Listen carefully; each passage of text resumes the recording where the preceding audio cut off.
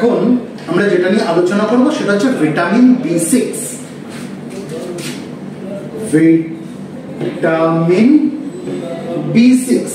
Vitamin B6 কি? আমরা B vitamins এর যতগুলো আমরা পড়েছিলাম তার মধ্যে একটা হচ্ছে vitamin B6। It is a type of B vitamin, তাই তো? আর যতগুলো বি ভিটামিন আছে আমরা কি জানি, সেগুলো হচ্ছে ওয়াটার সলিউবল ভিটামিন। তাহলে ভিটামিন B6 নিশ্চয়ই ওয়াটার সলিউবল ভিটামিন, যেহেতু এটা বি ভিটামিনের মধ্যে পড়ে। তাহলে ভিটামিন B6 হচ্ছে ওয়াটার সলিউবল ভিটামিন, ঠিক আছে? ভিটামিন B6 হচ্ছে ওয়াটার সলিউবল ভিটামিন। আচ্ছা, এবারে ভিটামিন B6 এটা হচ্ছে এসেনশিয়াল নিউট্রিয়েন্ট। কেন এসেনশিয়াল নিউট্রিয়েন্ট বলছি? এসেনশিয়াল নিউট্রিয়েন্ট আমরা কোন ধরনের নিউট্রিয়েন্টকে বলি? যে সকল নিউট্রিয়েন্ট আমাদের শরীর তৈরি করতে পারে না, তাই আমাকে বাইরে থেকে নিতে হবে, বাইরে থেকে নেওয়াটা এসেনশিয়াল, সেগুলো হচ্ছে এসেনশিয়াল নিউট্রিয়েন্ট। নন এসেনশিয়াল নিউট্রিয়েন্ট কোনগুলো? নন এসেনশিয়াল নিউট্রিয়েন্ট মানে সেই সকল নিউট্রিয়েন্ট যেটা আমাদের শরীর তৈরি করে নিতে পারে, তাই বাইরে থেকে নেওয়াটা এসেনশিয়াল না, সেই জন্য ওগুলোকে নন এসেনশিয়াল নিউট্রিয়েন্ট বলছি। দেখো, নন এসেনশিয়াল নামটা থেকে মানে শুনে কি মনে হয় এটা বোধহয় আমার শরীরের জন্য দরকার না। কনসেপ্টটা কিন্তু সেরকম না। নন এসেনশিয়াল মানে সেটা যে আমার শরীরের জন্য দরকার না তা কিন্তু না। নন এসেনশিয়াল কেন বলা হচ্ছে?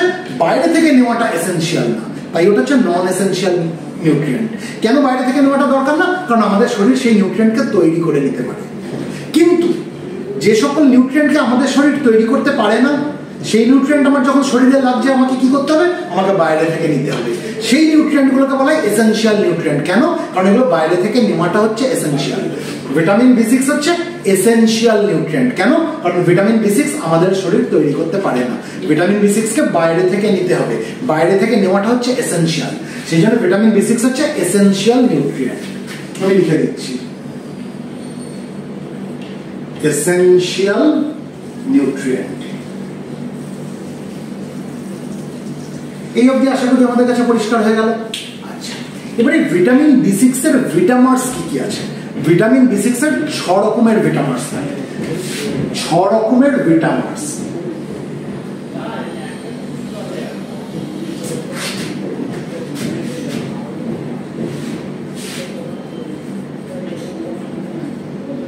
রকমের ভিটামিন কি কি ভিটামিন B6 এর?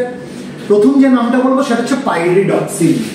এক নম্বর হচ্ছে পাইরিডক্সিন।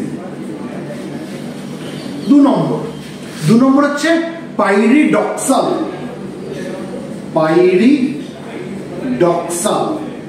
আর 3 নম্বর কি? 3 নম্বর হচ্ছে পাইরিডক্সামিন। পাইরিডক্সামিন। পাইরিডক্সামিন। তাহলে 6 রকমের যে ভিটামিন থাকে তার মধ্যে 3টে নাম আমরা শিখলাম আপাতত, পাইরিডক্সিন, পাইরিডক্সাল এবং পাইরিডক্সামিন। আর বাকি 3টে কি? বাকি 3টে হচ্ছে এদের 5 ফসফেট এস্টার।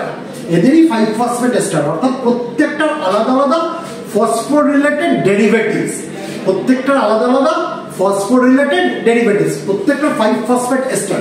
যেমন পাইরিডক্সিনের 5 ফসফেট এস্টার কি হবে? Pyridoxine 5 phosphate. Pyridoxine 5 phosphate. ঠিক আছে? এই পাইরিডক্সিন 5 ফসফেট কে পাইরিডক্সিন ফসফেট বলা হয়। ঠিক আছে? পাইরিডক্সিন 5 ফসফেট কে পাইরিডক্সিন ফসফেট বলা হয়। Pyridoxine phosphate. এই যে পাইরিডক্সাল যেটা জানলাম, এর 5 ফসফেট এস্টার কি হবে? Pyridoxal 5 phosphate. Pyridoxal 5 phosphate. আর এই যে পাইরিডক্সামিন যেটা জানলাম, এর 5 ফসফেট এস্টার কি হবে? পাইরিডক্সামিন 5 ফসফেট। পাইরিডক্সামিন 5 ফসফেট। তাহলে আমরা কখানা ভিটামিন জানলাম? 6খানা। কি কি?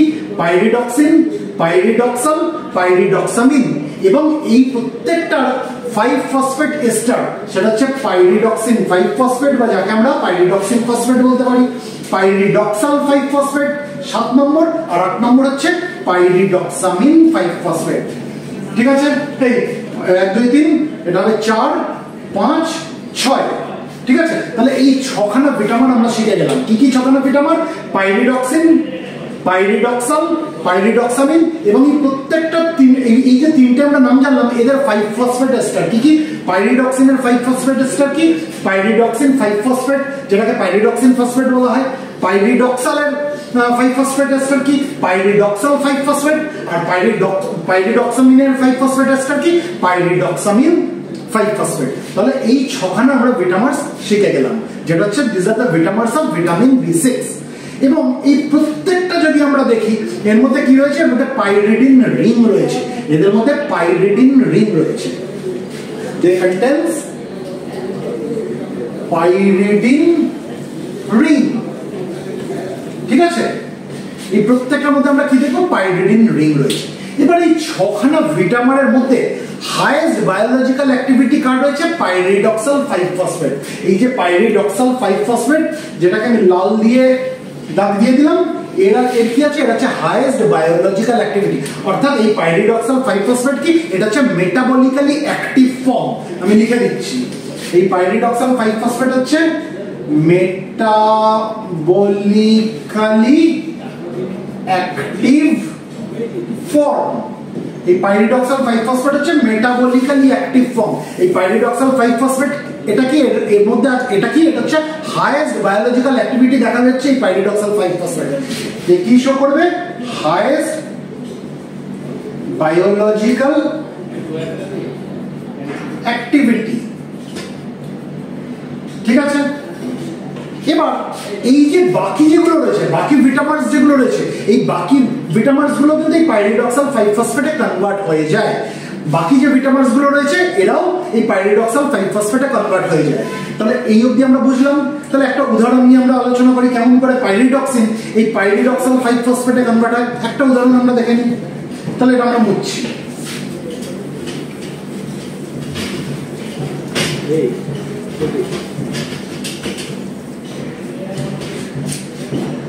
পাইরিডক্সিন,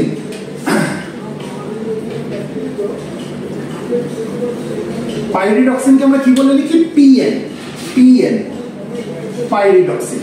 এই পাইরিডক্সিন পাইরিডক্সাল কাইনেজ নামক এক প্রকার এনজাইমের প্রভাবে প্রথমে যেটা কনভার্ট হবে সেটা হচ্ছে পাইরিডক্সামিন 5 ফসফেটে।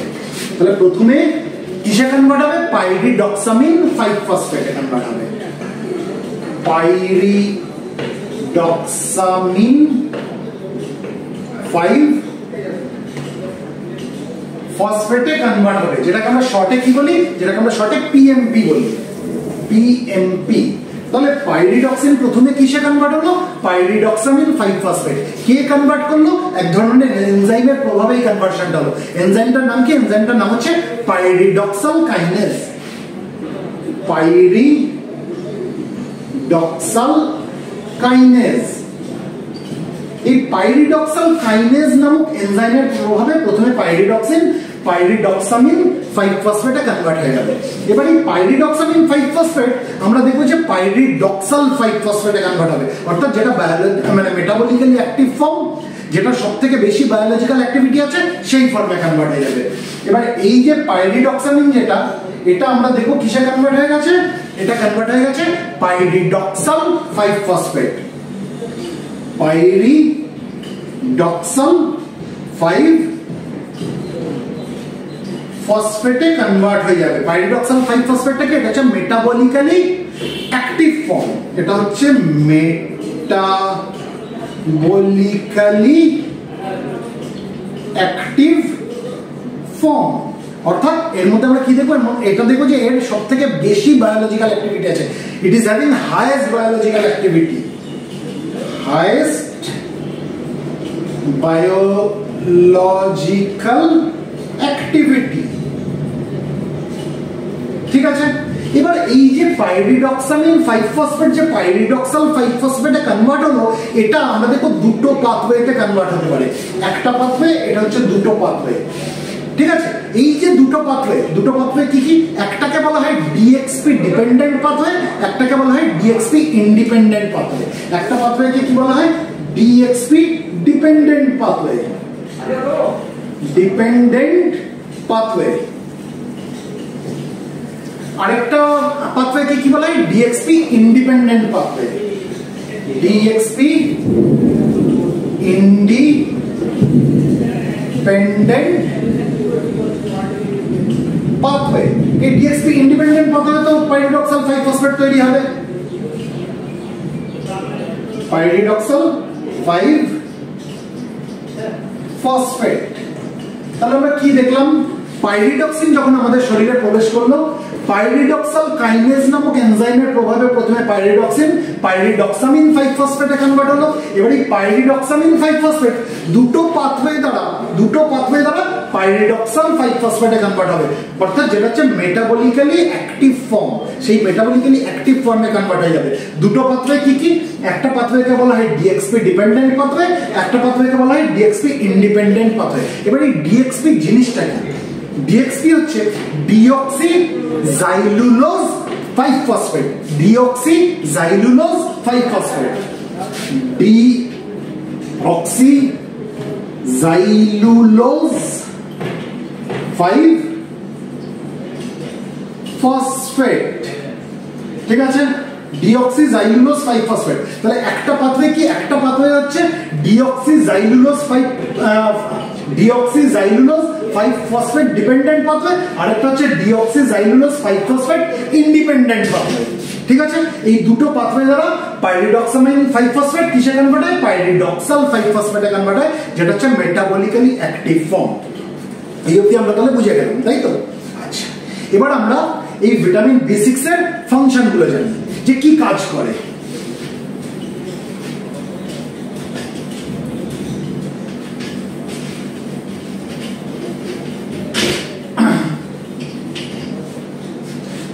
ফাংশনস অফ ভিটামিন B6 প্রচুর কাজ আছে। ফাংশনস অফ ভিটামিন B6 আমরা তার মধ্যে মেজর কিছু কাজ নিয়ে আলোচনা করব। প্রথম যে কাজটা বলবো ভিটামিন B6 এর, সেটা হচ্ছে অ্যামাইনো অ্যাসিডের মেটাবলিজম করে। অ্যামাইনো অ্যাসিডের মেটাবলিজমে এর একটা রোল আছে। মেটাবলিজম, অ্যামাইনো অ্যাসিডের মেটাবলিজমে ভিটামিন B6 এর একটা রোল আছে। এই যে অ্যামাইনো অ্যাসিডের ব্রেকডাউন হয়, এই ব্রেকডাউন কে করে? কোন ধরনের এনজাইমের প্রভাবে এই অ্যামাইনো অ্যাসিডের ব্রেকডাউন হয়? ট্রান্সঅ্যামাইনেজেস।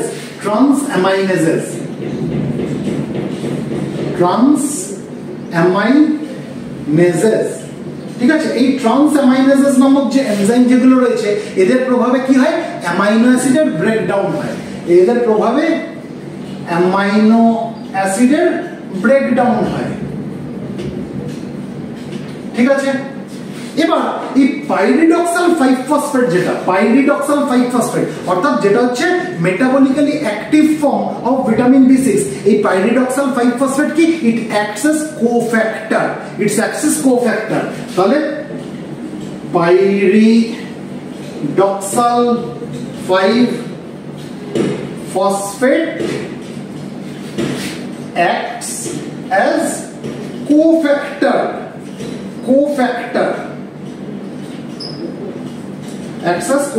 এখানে এই যে ট্রান্সঅ্যামাইনেজেস যে অ্যামাইনো অ্যাসিডের ব্রেকডাউন করাচ্ছে, এখানে পাইরিডক্সাল 5 ফসফেট কিসের মতো কাজ করছে? পাইরিডক্সাল 5 ফসফেট কোফ্যাক্টরের মতো কাজ করছে। তাহলে কোফ্যাক্টর মানে কি? কোফ্যাক্টর মানে হচ্ছে সেই সকল জিনিস যারা বায়োকেমিক্যাল রিঅ্যাকশনে সাহায্য করে, which supports in biochemical reaction। তাহলে এটা একটা বায়োকেমিক্যাল রিঅ্যাকশন হচ্ছে, তো যে বায়োকেমিক্যাল রিঅ্যাকশনে অ্যামাইনো অ্যাসিডের ব্রেকডাউন হয়ে যাচ্ছে, কে ব্রেকডাউন করেছে? ট্রান্সঅ্যামাইনেজেস নামক এনজাইমগুলো। এই যে বায়োকেমিক্যাল রিঅ্যাকশন, এই বায়োকেমিক্যাল রিঅ্যাকশনটাকে সাপোর্ট কে করছে? Pyridoxal 5 phosphate. সেই জন্য এই বায়োকেমিক্যাল রিঅ্যাকশনে পাইরিডক্সাল 5 ফসফেট কিসের মতো কাজ করছে? কোফ্যাক্টরের মতো কাজ করছে। বোঝাতে পারলাম? তাহলে একটা কাজ আমরা কি জানলাম? ভিটামিন B6 এর অ্যামাইনো অ্যাসিড মেটাবলিজমে এর একটা রোল আছে। এবার দ্বিতীয় কাজে আসছি।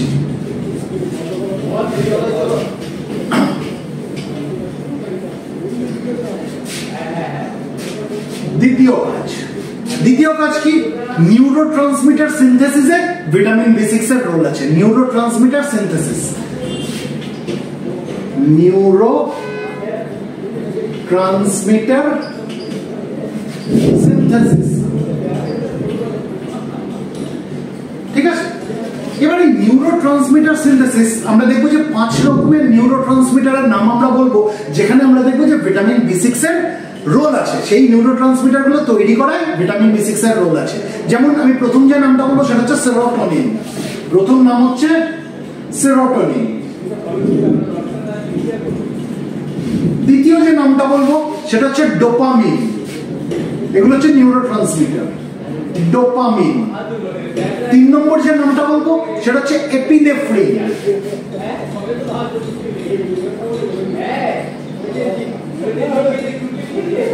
চতুর্থ যে নামটা বলবো সেটা হচ্ছে নর এপিনেফ্রিন।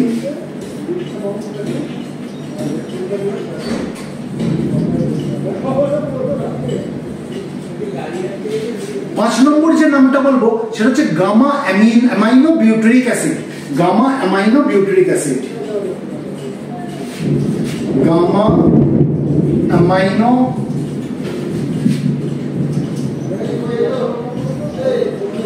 ঠিক আছে। তাহলে কি কি জানলাম আমরা? প্রথমটা বললাম সেরোটোনিন, দ্বিতীয়টা বললাম ডোপামিন, 3 নম্বরটা বললাম এপিনেফ্রিন, চতুর্থটা বললাম নর এপিনেফ্রিন, আর পঞ্চমটা কি বললাম? Gamma amino butyric acid. Gamma amino butyric acid, তাই তো? তাহলে আমরা কখানা নাম পেলাম? 5খানা নাম পেলাম। এই যে 5খানা ইম্পর্টেন্ট নিউরোট্রান্সমিটার রয়েছে, এই 5খানা নিউরোট্রান্সমিটারের সিনথেসিসে আমরা দেখবো ভিটামিন B6 এর একটা রোল রয়েছে। অর্থাৎ পাইরিডক্সাল 5-ফসফেট এখানেও কিসের মতো কাজ করছে? কোফ্যাক্টরের মতো কাজ করছে। পাইরিডক্সাল 5-ফসফেট অ্যাক্টস অ্যাজ কোফ্যাক্টর। পাইরিডক্সাল 5-ফসফেট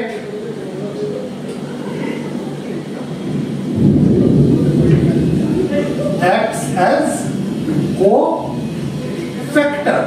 তার মানে এখানেও যে বায়োকেমিক্যাল রিঅ্যাকশন গুলো হচ্ছে, যে বায়োকেমিক্যাল রিঅ্যাকশনের জন্য এই নিউরোট্রান্সমিটার গুলোর সিনথেসিস হচ্ছে, নিউরোট্রান্সমিটার গুলো তৈরি হচ্ছে, সেখানে আমরা দেখো পাইরিডক্সাল 5-ফসফেট কি করছে? এই বায়োকেমিক্যাল রিঅ্যাকশন গুলোকে সাপোর্ট করছে। সেই জন্য কি বলা হচ্ছে পাইরিডক্সাল 5-ফসফেটকে? সে কোফ্যাক্টরের মতো কাজ করছে। বোঝাতে পারলাম? তার মানে এই পাইরিডক্সাল 5-ফসফেট যেটা হচ্ছে metabolically active form of vitamin B6, তার আমরা রোল কি দেখলাম? তার একটা রোল দেখলাম নিউরোট্রান্সমিটার তৈরিতে, তার একটা মারাত্মক রকমের রোল রয়েছে। নিউরোট্রান্সমিটার সিনথেসিসে তার রোল রয়েছে। এই অবধি বুঝলাম। এবার আমরা এর পরের রোলে আসছি। এটা মুছে দিলাম।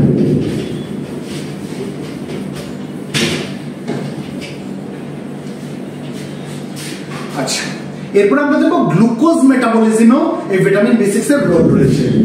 3 নম্বর কাজ, গ্লুকোজ মেটাবলিজম। ঠিক আছে, দেখো গ্লাইকোজেনেসিসের জন্য যে এনজাইমের দরকার পড়ে, the enzyme which is necessary for glycogenesis, তাকে কি বলা হয়? তাকে বলা হয় গ্লাইকোজেন ফসফোরিলেজ। কি বলা হয়? গ্লাইকোজেন ফসফোরিলেজ। গ্লাইকোজেন ফসফোরিলেজ।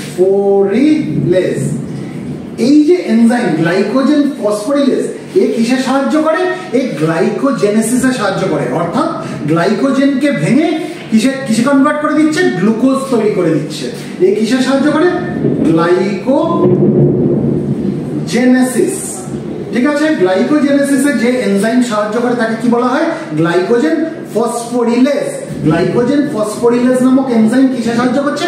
গ্লাইকোজেনেসিসে সাহায্য করছে। এই অবধি আমরা বুঝলাম। এবার এই পাইরিডক্সাল 5-ফসফেট ইজ রিকোয়ার্ড কোএনজাইম ফর এই গ্লাইকোজেন ফসফোরিলেজ। ঠিক আছে, পাইরিডক্সাল 5-ফসফেট is required coenzyme of glycogen phosphorylase. এবার এখানে একটা নাম পেলাম, কথা শব্দ পেলাম যে কোএনজাইম। কোএনজাইম মানে কি? কোএনজাইম মানে হচ্ছে যে এনজাইমের অ্যাকশনটাকে ফ্যাসিলিটেট করছে, যে এনজাইমের অ্যাকশনটাকে ফ্যাসিলিটেট করছে। অর্থাৎ গ্লাইকোজেন ফসফোরাইলেজের যে কাজ, যে অ্যাকশন, সেটাকে ফ্যাসিলিটেট করছে হচ্ছে ভিটামিন B6। ভিটামিন B6 এর কোনটা? যেটা মেটাবলিক্যালি অ্যাক্টিভ ফর্ম, অর্থাৎ pyridoxal 5-ফসফেট। Pyridoxal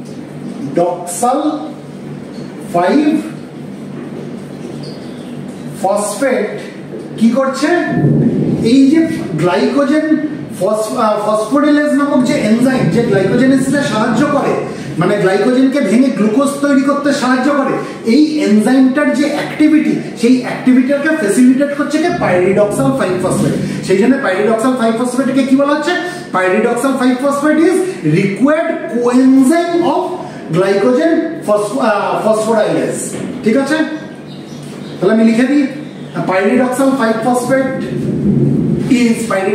phosphate is required coenzyme of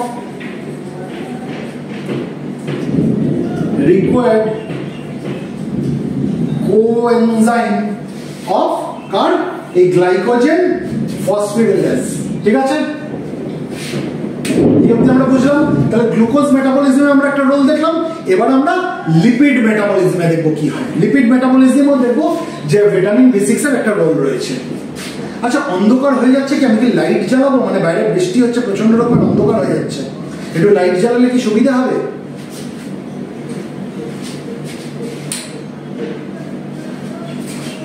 দেখো তো বোর্ডের উপরে আলো পড়ছে না, রিফ্লেকশন আসছে না বোর্ডের উপরে। আচ্ছা, মানে আমারও খুব অসুবিধা হচ্ছিল, মানে অন্ধকার হয়ে যাচ্ছে জায়গাটা পুরো, প্রচন্ড জোরে বৃষ্টি আসছে। কত অবধি ছিলাম আমরা? আচ্ছা, গ্লুকোজ মেটাবলিজম আলোচনা করলাম, তাই তো? এবার আমরা লিপিড মেটাবলিজম নিয়ে আলোচনা করব। ভিটামিন B6 এর আরেকটা কাজ হচ্ছে লিপিড মেটাবলিজম।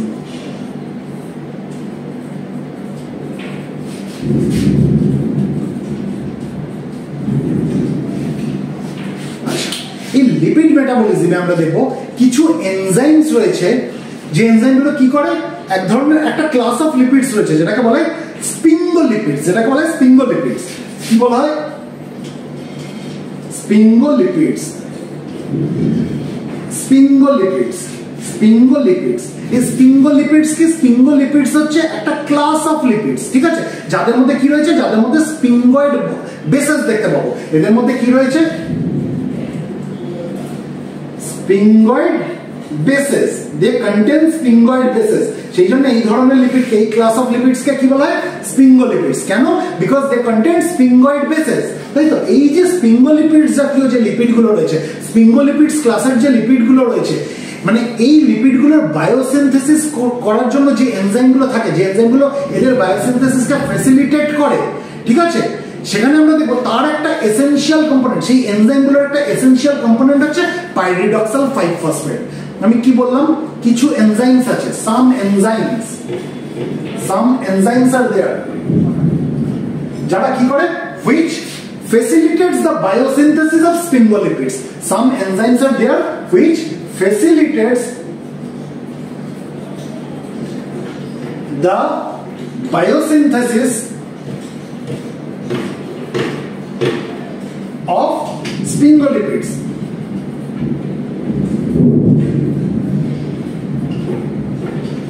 স্পিঙ্গোলিপিডস গুলোর বায়োসিনথেসিস কে ফ্যাসিলিটেট করে এরকম কিছু এনজাইমস রয়েছে।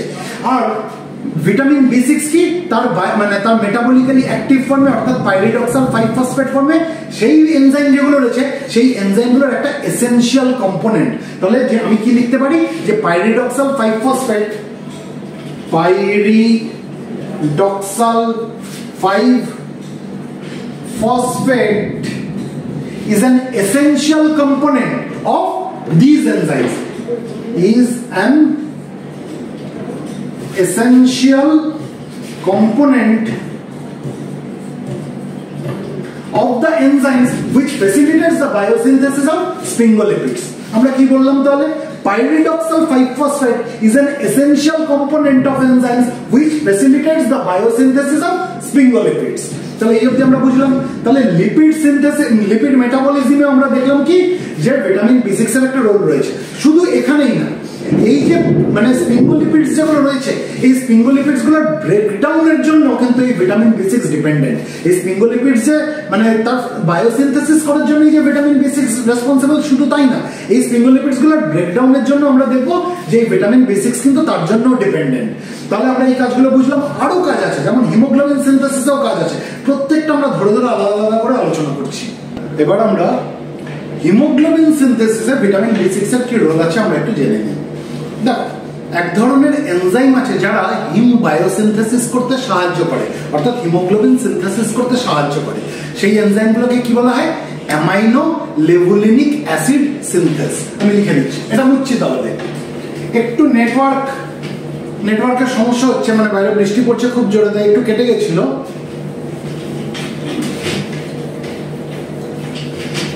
আমি এনজাইমটার নাম কি বললাম? Amino levulinic acid synthase. Amino levulinic acid synthase.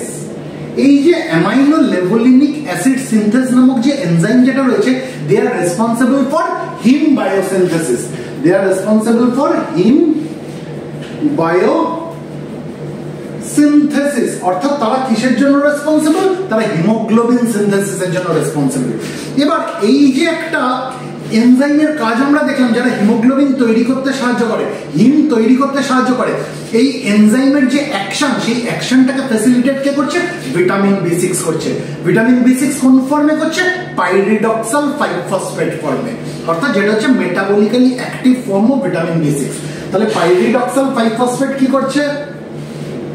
Pyridoxal 5-ফসফেট, pyridoxal 5-phosphate acts as coenzyme. Coenzyme কাকে বলে? আমরা কি বলেছি? কোএনজাইম হচ্ছে সেই সকল জিনিস যারা এনজাইমের অ্যাকশনটাকে ফ্যাসিলিটেট করে। তাহলে পাইরিডক্সাল 5-ফসফেট অর্থাৎ যেটা metabolically active form of vitamin B6, এই কিসের মতো কাজ করছে? কোএনজাইমের মতো কাজ করছে। অর্থাৎ পাইরিডক্সাল 5-ফসফেট কি করছে? এই অ্যামাইনো লেভুলিনিক অ্যাসিড সিনথেস নামক যে এনজাইম রয়েছে, তার অ্যাক্টিভিটিটাকে ফ্যাসিলিটেট করছে। কোন অ্যাক্টিভিটিকে ফ্যাসিলিটেট করছে? হিম বায়োসিনথেসিসের অ্যাক্টিভিটিটাকে ফ্যাসিলিটেট করছে, অর্থাৎ হিমোগ্লোবিন সিনথেসিসকে ফ্যাসিলিটেট করছে। হিমোগ্লোবিন সিনথেসিসকে ফ্যাসিলিটেট করছে। তাহলে বোঝাতে পারলাম, তাহলে হিমোগ্লোবিন সিনথেসিসে ভিটামিন B6 এর রোলটা কি রকম সেটা আমরা বোঝাতে পারলাম। তাহলে এটা গেল আরেকটা কাজ। এবার দেখ, অনেক কাজ আছে, সব তো মানে বলা সম্ভব না, মানে এত সময় আমাদের হাতে নেই, যতটা আমাদের টাইম লিমিট করা রয়েছে। এর পরের কাজ হচ্ছে হিস্টামিন সিনথেসিস। আমি ছোট ছোট করে লিখে দিচ্ছি, হিস্টামিন সিনথেসিস। Histamine synthesis. আর কি হতে পারে? জিন এক্সপ্রেশনের রোল রয়েছে। জিন এক্সপ্রেশনে এর রোল রয়েছে। তাহলে আমরা যে কাজগুলো শিখলাম, এর মধ্যে এটা কিন্তু তোমাদের লেভেলের জন্য যথেষ্ট। তাহলে আমরা ভিটামিন B6 এর ফাংশনগুলো শিখে গেলাম। এবার আমরা শিখবো যে ভিটামিন B6 এর যদি ডেফিসিয়েন্সি হয় তাহলে কি হয়। দেখো, প্রথমে একটা জিনিস জানতে হবে যে আমরা যে নর্মাল যে খাবার খাই, এরকম প্রচুর ভ্যারাইটি অফ ফুডস রয়েছে যার ভেতর থেকে ভিটামিন B6 আমরা পেয়ে যাই। সুতরাং ইন জেনারেল ভিটামিন B6 এর ডেফিসিয়েন্সি হয় না যদি না অন্য কোনো কারণ থাকে। যেমন ধরো অ্যান্টিভিটামিন ড্রাগস কেউ নিচ্ছে, অ্যান্টিভিটামিন ড্রাগ কি করবে? ভিটামিনের অ্যাবজর্পশন কমিয়ে দেবে, তখন ডেফিসিয়েন্সি হতে পারে, মানে অন্য কোনো কারণ থেকে হতে পারে। ডায়েটারি ইনসাফিসিয়েন্সি থেকে কিন্তু ভিটামিন B6 এর ডেফিসিয়েন্সি হবে না। ডায়েটারি ইনসাফিসিয়েন্সি মানে আমি যে খাবার খেলাম, সেই খাবারের মধ্যে দিয়ে ভিটামিন B6 আমার শরীরে কম গেল, এরকম জিনিসটা কিন্তু রেয়ার। তাহলে ভিটামিন B6 এর ডেফিসিয়েন্সি হয় না? হয়। তার কারণটা অন্য হতে পারে, যেমন অ্যান্টিভিটামিন ড্রাগ যদি কেউ নেয় বা অন্য কোনো কারণের জন্য ভিটামিন B6 এর ডেফিসিয়েন্সি হতে পারে। এবার আমরা যেটা শিখবো যে ভিটামিন B6 এর ডেফিসিয়েন্সি হলে কি কি হয়। আমি তাহলে এটা মুছে দিচ্ছি। ভিটামিন B6 এর ডেফিসিয়েন্সি অনেক কিছু হতে পারে। স্কিনের সমস্যা দেখা দিতে পারে, নিউরোলজিক্যাল প্রবলেম দেখা দিতে পারে, অনেক কিছু দেখা দিতে পারে। তাহলে প্রথমে আমি কি বললাম? স্কিনের problem, skin problems. Skin problems দেখা দিতে পারে, ঠিক আছে? কি রকম? যেমন সেবারিয়াক ডার্মাটাইটিসের মতো যে ইরাপশনস হয় সেগুলো হতে পারে। স্কিন প্রবলেমে কি কি আমরা দেখতে পারি? সেবারিয়াক ডার্মাটাইটিসের মতো ইরাপশনস হতে পারে, বা ইন্টারট্রাইগো হতে পারে। ইন্টারট্রাইগো মানে হচ্ছে মানে এক ধরনের ইনফ্ল্যামেটরি র্যাশ, যেগুলো বডি ফোল্ডস এর স্কিনের উপরে হয়, অনেক সময় বগলের এখানে হয়, ঠিক আছে? সেগুলোকে বলে ইন্টারট্রাইগো। তাহলে আমি কি বললাম? সেবারিয়াক ডার্মাটাইটিস, সেবারিয়াক ডার্মাটাইটিস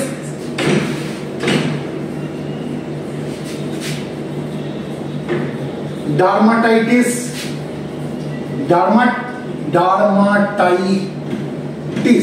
এই সেবারিয়াক ডার্মাটাইটিসের মতো ইরাপশনস।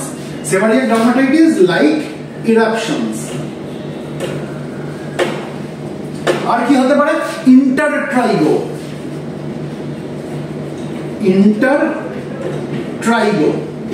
ইন্টারট্রাইগো হতে পারে, সেভারিয়াক ডার্মাটাইটিসের মতো ইরাপশনস হতে পারে। এগুলো সব হচ্ছে স্কিন প্রবলেম। এছাড়া কি হতে পারে? এছাড়া হতে পারে অ্যাট্রোপিক গ্লসাইটিস উইথ আলসারেশন, মানে জিভের মধ্যে সমস্যা, অ্যাট্রোপিক গ্লসাইটিস উইথ আলসারেশন। ঠিক আছে,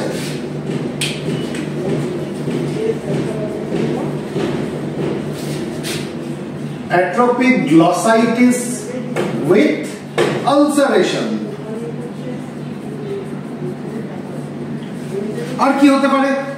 অ্যাঙ্গুলার কাইলাইটিস হতে পারে। অ্যাঙ্গুলার কাইলাইটিস মানে যেগুলো মুখের কর্নারে যে এফেক্ট করে, অ্যাঙ্গুলার কাইলাইটিস। এটা মুছি। আচ্ছা, এখানে লিখে দিচ্ছি। নিচে অব্দি দেখা যাচ্ছে? নিচেটা দেখা যাচ্ছে বোর্ডের?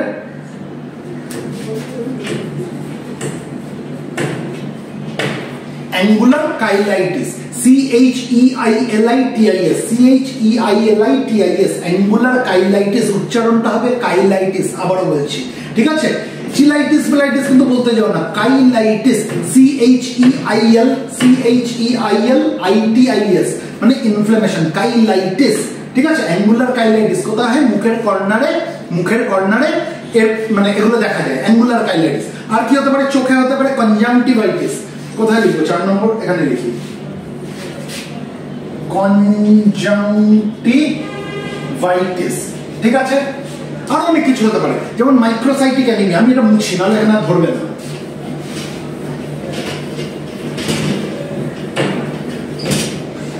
মাইক্রোসাইটিক অ্যানিমিয়া মানে আরবিসি গুলো নরমালের থেকে ছোট হয়ে গেছে, মাইক্রোসাইট তৈরি হয়ে গেছে। মাইক্রোসাইট, সাইট মানে সেল, মাইক্রো মানে ছোট, আরবিসি স্মলার দ্যান নরমাল।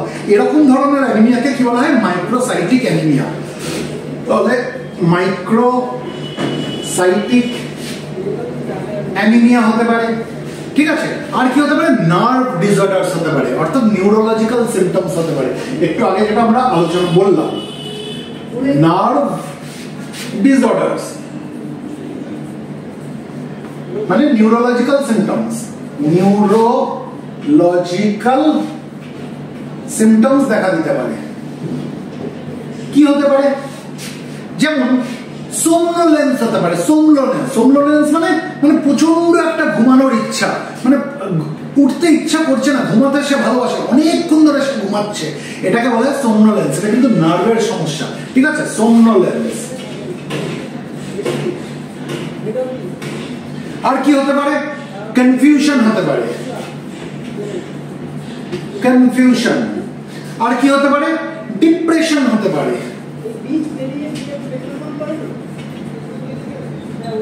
ঠিক আছে, আর কি হতে পারে? পেরিফেরাল নিউরোপ্যাথি হতে পারে, পেরিফেরাল নিউরোপ্যাথি।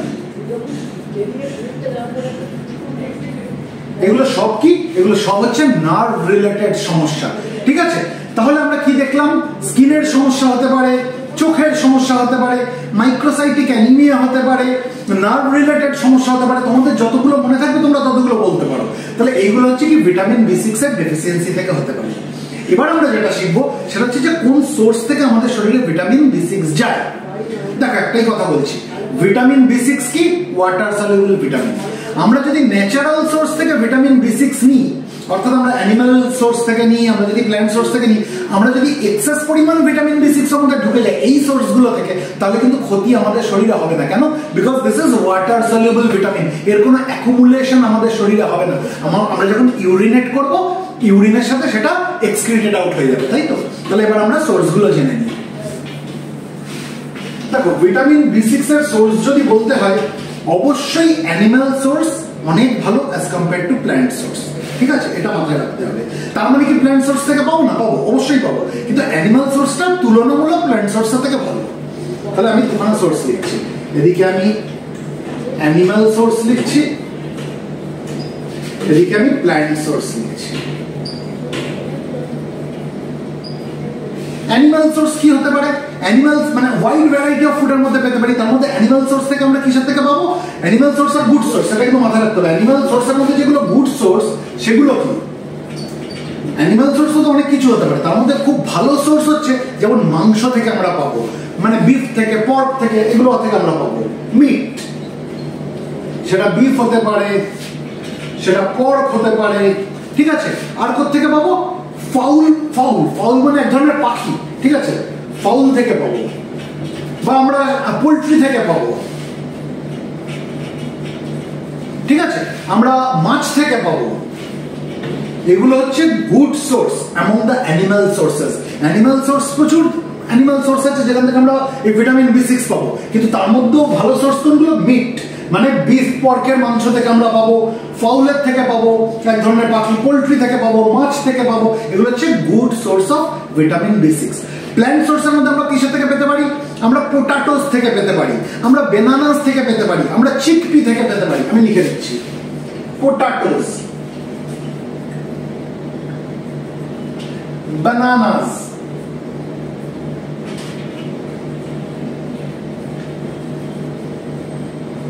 chickpeas, এগুলো থেকেও পেতে পারি। কিন্তু একটা জিনিস জানতে হবে, প্ল্যান্ট সোর্স থেকে যে ভিটামিন B6 আছে সেটা কি ফর্মে আসছে? পাইরিডক্সিন গ্লুকোসাইড ফর্মে। এটা খুব ইম্পর্টেন্ট, জেনে রাখতে হবে। প্ল্যান্ট সোর্স থেকে যে ভিটামিন B6 আসছে সেটা পাইরিডক্সিন কি ফর্মে আসছে? পাইরিডক্সিন গ্লুকোসাইড, পাইরিডক্সিন গ্লুকোসাইড ফর্মে, পাইরিডক্সিন গ্লুকোসাইড ফর্মে আসছে।